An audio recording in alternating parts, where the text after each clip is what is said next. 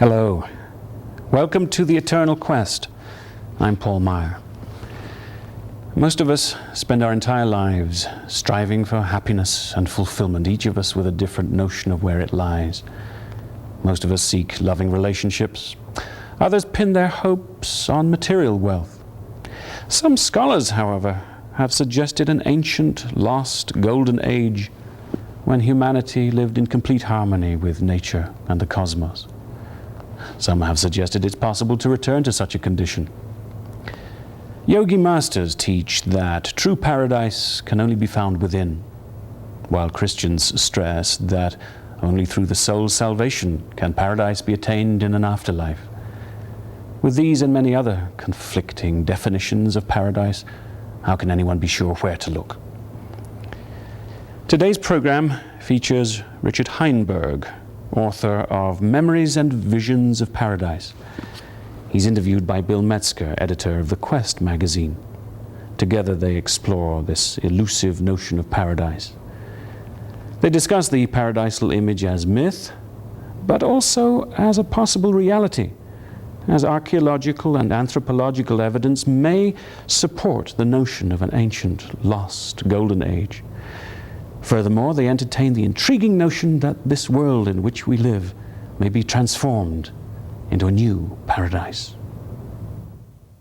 In your book, you weave together myth and religion and history and oral traditions as you look at the whole concept of paradise.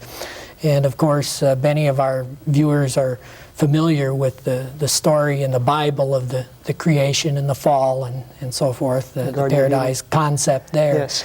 But the story really is a universal one, isn't it? That's right. Yeah, the paradise story, or a story of a lost golden age, is found in virtually every culture's traditions. The Hindus called the first age the Krita Yuga, and of course in the Krita Yuga there were no gods or demons because all human beings were already saintly and already in communion with the sacred dimension. Similarly, the Native Americans speak of the first age, or the first world, as a time when people lived in harmony with nature. It was a time when it's said that people saw themselves as here to bless and nourish the Earth Mother. The Greeks spoke of the first age as the Golden Age, and one could go on and on. I have yet to find a culture which does not have some kind of tradition about a golden or paradisal age in the beginning, at the time of our first ancestors. And that, of course, is the first of several stages. That's right. The first golden age is followed then by the fall. Yes, in many traditions, the Maya, the Hopi, the Greek, Chinese, Hindu, the ancient Iranian, and many other traditions, there is a series of world ages, of which the first is the best and most perfect.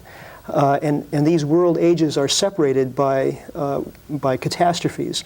For example, in the Yurok Indians of North America, they say that in the first age, human beings were taught world renewal ceremonies. And as they performed these ceremonies, they kept the earth in balance on the cosmic ocean. But when people began to forget about these ceremonies, then the earth began to tip and a flood occurred. And the idea of a universal flood or deluge is one of the great universal mythic themes that we find in scores of versions around the world.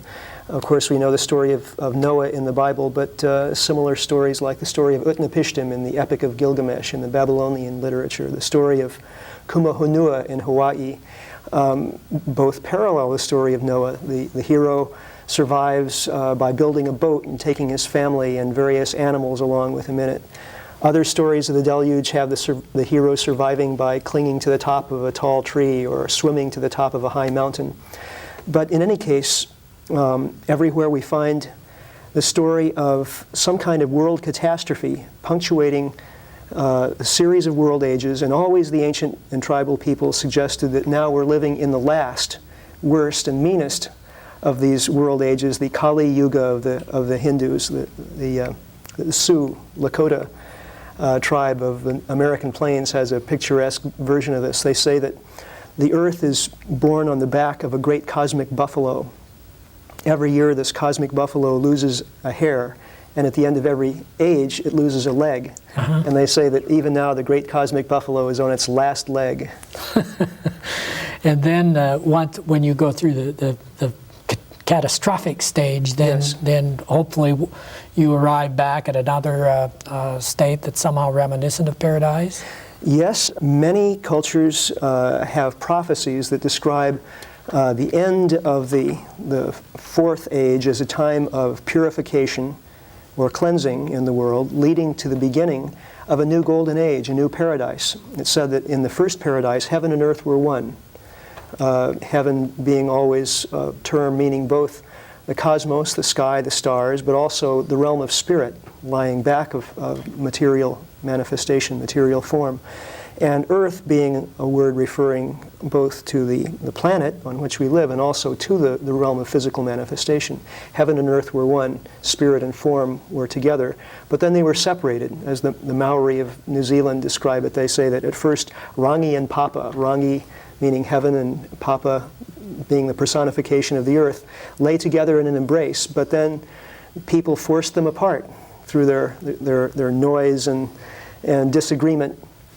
And ever since then, heaven and earth have been separate. This is interesting because in their stories of the Golden Age, people, the ancients, described this as a time before death came into the world. And they described the first people as somehow being immortal, which to modern sensibility sounds crazy. After all, death is and taxes are the two the two inevitables. But it seems as though the ancients saw birth and death, these processes, as part of some larger cycle of existence. And there was no mystery connected with the process of incarnation or the process of leaving the physical world, going back into the realm of spirit. And it's said that when this new golden age dawns at the end of the age we're living in now, the worlds of spirit and physical form will come back together again. So these are really things that we personally experience in our lives. Yes. These stages or ages, and they're also cultural on a larger scale. But the last stage, the stage of a return to a state of paradise, is really in the nature of a hope or a promise, rather than something that anybody can concretely say they've experienced? Well, it is a hope and a promise on a cultural level, but individually, saints, sages, yogis throughout history have reported experiences that sound very much like the original paradise. Everywhere, spiritual attainment seems to correlate with both the myth of paradise and the promise of the return of the paradisal state. So as you say, it is something that is experienced individually. Each of these stages is experienced individually, but there is also this overall overriding cultural series of stages, progress, if you will, that encompasses the creation, paradise, the period of the world ages, and time of purification that the ancient sages prophesied, and perhaps the new golden age. So every culture and every time really has people who sort of stand as models for us all in terms of what might be culturally possible. Yeah. On a larger scale. It's as though there are seeds being planted here and there, seeds of the potential realization of the paradisal state. And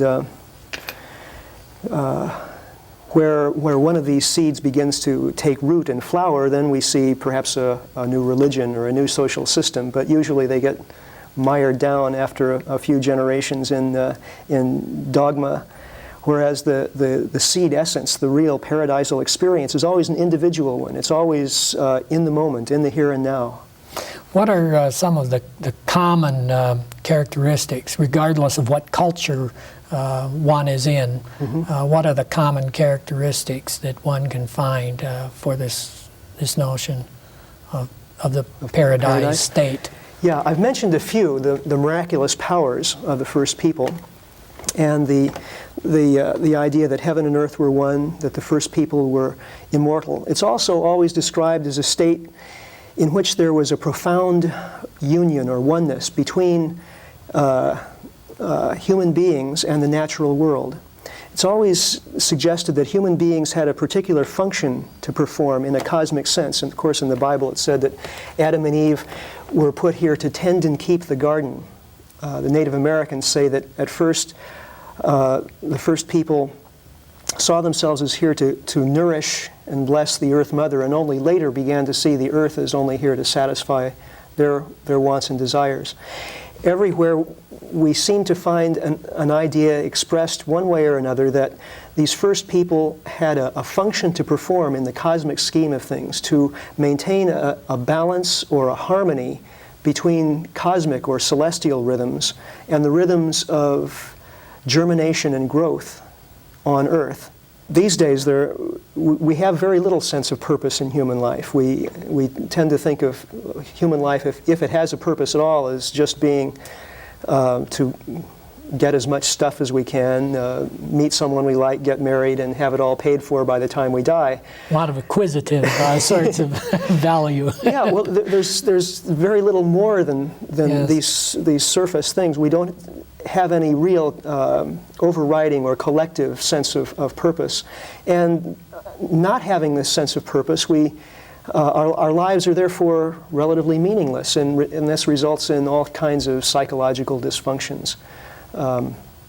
Many psychologists these days are suggesting that a whole range of psychological dysfunctions centering in addiction are due to a sense of shame, a lack of a clear, positive sense of identity in people in the modern world, alienation from each other, from our environment. Well, this is exactly what the ancients were seeking to address in the paradise myth and in the creation myth. They suggested that we human beings, are descendants of gods. The myths of the creation of human beings always describe us as descending from ancestors who came from another world, another plane of existence into the physical world. And they said that also that human beings originated from clay figures fashioned by these creator beings into which the breath of life was blown. So they felt that we were part of a larger cosmic context with a function to perform within that. And perhaps we modern human beings, if we're really going to address not only the ecological problems, but also the psychological dysfunctions that are rampant in our society, have somehow got to get back to this point of purpose, a purpose for human life within a larger whole in relationship to the earth. The real beauty of not only the paradise myth, but the prophecies of the time of purification and the renewed paradise seems to me not to be so much in the nature of a warning or a source of guilt. Oh my goodness, we're fallen creatures. We've messed up the world. But in the vision it contains, we have plenty of warnings already all around us in the world as it is. We know about the destruction of the rainforest and the ozone layer and the accumulation of greenhouse gases and so on. There are plenty of warnings, but what do we have to grow toward? What's our vision of a future that is compelling enough to cause us to grow out of the condition we're in toward that? Mm-hmm. It seems to me that's what the paradise myth really has to offer, this vision of a world of not only peace, but creative potentiality. It's said that this new golden age will be a new creation time, the new beginning of a whole cosmic cycle. Mm-hmm. And if we're willing to explore that potential, it seems to me that there is the possibility of the envisioning of a new world, which this vision will be powerful enough perhaps to draw us out of the situation we're in now. And I find everywhere there are thousands, tens of thousands of people who are already starting to awaken. And where I travel, I come in contact with these. And hopefully this book is just one more strand of connection to allow these people who are spontaneously undergoing a change of identity and values to know that others are doing the same, and this is really the essence of the time that we're living in. Yes, when you speak of awakening, I think of Paul Tillich, who described the fall in terms of a fall from the state of dreaming innocence. And he said it wasn't something that shouldn't have happened, but rather something that had to happen in order to grow up. One might say to grow up psychologically and to be individuated, if you want to use Jungian terms. Yeah. But that waking up from a state of dreaming innocence seems to me to be a kind of a striking imagery. And It is. wondering how it fits with what you've been discovering. Yeah. This idea, philosophical idea of the fall as a necessary process in our collective maturing, is one that goes back to Kant and Hegel. A number of philosophers have enunciated it. I think there's something very worthwhile in it. At the same time, in my research into mythologies, and especially in my contacts with tribal peoples and their representatives, the tribal elders of the Aborigines and the Maoris of New Zealand, Native Americans, I found that in the mythologies, in these traditions, there is no suggestion that somehow the fall was a necessary part of the maturing process. And it seems to me that part of the usefulness of the myth is its ability to wake us up and to humble us, to say to us that, yes, we have made wonderful advances in technology, we have these complex social orders and so on, but we have lost something too. And we need to recognize that we've lost something and be willing to come to a point within ourselves of looking for what that is that we've lost. When we look at the lives of tribal peoples, we civilized peoples have tended to see them as, quote, primitive savages. Yes. But in relation to them, there's a great deal that we have lost. Tribal peoples tended to work 12 to 18 hours a week to support themselves. The rest of their time they spent in cultural pursuits, art, music, storytelling, being with their families. Among the tribal peoples, there's virtually no child abuse. They had a sense of order and harmony, not only among themselves, but with nature as well. We have lost some of that in the modern world. And part of the usefulness of the paradise myth is to bring us back to that, to help us to see what it is perhaps that we've lost. So you're saying that this is something that we need to recover. Well, the essence of it. Now, I'm certain that there is a great process of evolution going on, evolution in physically and also evolution of consciousness. I doubt that we could ever recover the golden age as it was, because that time is gone forever. However, there is something that existed in that time of paradise, that golden age, a state of not just ignorant innocence, but wise innocence, described in the myths. That state of union between heaven and earth in human experience, harmony between humanity and nature. And that quality we do need to recapture. Now, we may recapture it in modern terms in a way that could not have existed back in those days. For example, people often ask, in order to go back to the golden age, do we need to get rid of all our modern technology? Well, we can't. We can't forget how to make microwave ovens and atom bombs or whatever. That knowledge is present, and it can, at this point, never be forgotten. But if there were a profound change in human values, then technology would change as well. We've produced our present technology, our present social system, on the basis of a certain set of values. We valued human comfort and convenience, for example, above the health of the ecosystems of the earth. Now, if our values were to change, our technology would change as well, and perhaps we would invent new technologies that today are inconceivable to us. So that the source of change is at the level of values, and that's where the golden age actually existed, was not so much as an external state. When we speak of paradise these days, we always think of an island in the South Pacific where there are palm trees and beautiful flowers. But paradise was a state of consciousness ultimately. When we speak about the myth of the golden age, people often react to that word myth as if that's saying it's a fantasy, it's untrue, it's not real. And in more recent times we've been learning that a myth is not like that. That isn't what a myth really is. In what sense can a paradise be said to be true? Well, of course, as a myth, which, as you say, myths are stories that contain profound spiritual or psychological truths. That they may not be factually true, or they may be factually true. The reason they're really true is that they're metaphorically or cosmically true. The reason the paradise myth is a true story in this cosmic sense is that it relates to something that's true in us now.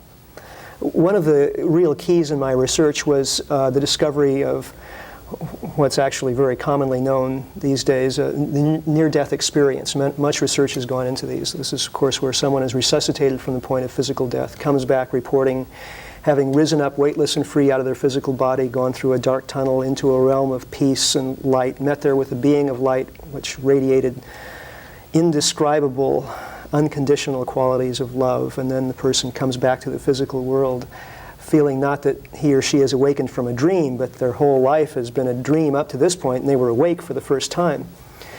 Well, the near-death experience recapitulates in almost every detail the myth of the lost paradise. In paradise, people could fly. Well, in the near-death experience, people fly up out of their bodies. In the Golden Age, people communicated telepathically. In the near-death experience, they communicate telepathically with this being of light. In the Golden Age, people glowed with visible light. In the near-death experience, they commune with beings of light. It's all the same image, only now the image is not coming from some cultural past. People who have near-death experiences may be Christians or Muslims or Hindus or atheists. It doesn't matter. The structure of the experience is very similar in any case. So this is telling us that this image of paradise is not just cultural baggage from ancient times. It is also something that exists in the present, in potential, in each one of us, almost like a kind of spiritual or psychic DNA, just waiting to be actualized whenever there's a chink in our cultural armor that allows some of this light to come through. But you also seem to suggest in the book that the story of paradise might be even more than what we are talking about when we talk about myth and when we talk about psychological kinds of connections. In what sense could it be said that paradise is in fact history? Well, it's impossible to prove this assertion on any archaeological grounds because, of course, there are no paradisal artifacts. But then what would we expect to find? What would a paradisal artifact be? Yes, how would we even be able to interpret it if there were a culture which had a technology of spirit rather than one of physical form, physical convenience? How would we be able to recognize those artifacts and know what they were really for? Well, we probably couldn't. But there are some interesting and tantalizing anthropological facts. We know, for example, that the shamans of all the tribal cultures, the medicine men, medicine women, claim to have, and in some cases, anthropologists have confirmed that they do have various miraculous powers, the power of flight, of telepathic communication, especially with animals and animal spirits, and so on. All of the same powers that the original people of the Golden Age were said to have had. We know, for instance, that there was a time in history when there wasn't warfare.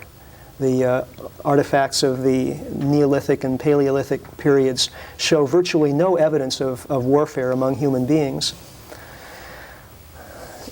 Even more recently, a tribe was discovered in the Philippines in the early 70s, the Tasadai people, who had virtually no technology, lived in a cave, didn't even know hunting, had no knives, before they met a hunter in the forest who began to teach them how to trap and hunt animals. When the anthropologists discovered the Tasadai and began to study their language, they asked them, or they quickly found that they had no words for enemy, hatred, or war.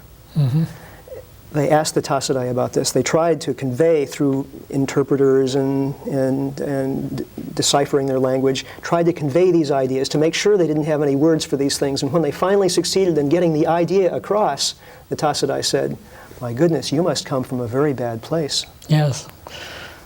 They're at the center of a great controversy now. There are several anthropologists who have done extremely little actual study of these people, who nevertheless are accusing them of being a hoax, a fraud. Yes. Why is this? Because nobody wants to believe that people can live without enemies, hatred, and war. We justify to ourselves through cynicism and jadedness that human nature is what it is after all, and people have to live this way with jealousy and greed and so on. That's just part of human nature. Yeah. But if there is an alternative, if paradise actually is possible, then that requires something of us to really look at our lives honestly and say, well, how much of this is really me? How much of it can I rise above? How much can I transcend? So that's the challenge of the paradise myth. Every religion remembers this. Every religion starts with an idea of an original paradise, and every religion tries to invent or supply a system, a means of regaining that state, whether it's through sacrifice, protestation of belief, ritual, meditation, yogic exercises, whatever. All are ways somehow of re-accessing this state. But ultimately, all this state is being who we actually are, being fully ourselves, not being contesting internally with ourselves, not feeling this deep sense of shame that is at the root of the addictive process and so on, but fully being. That's paradise. And when we're in that state, then our environment reflects it. We don't have to go to Tahiti to be there. I thank you very much, Richard, for talking with us today. This has been inspiring. It's been a pleasure talking with you, Bill. Thank you.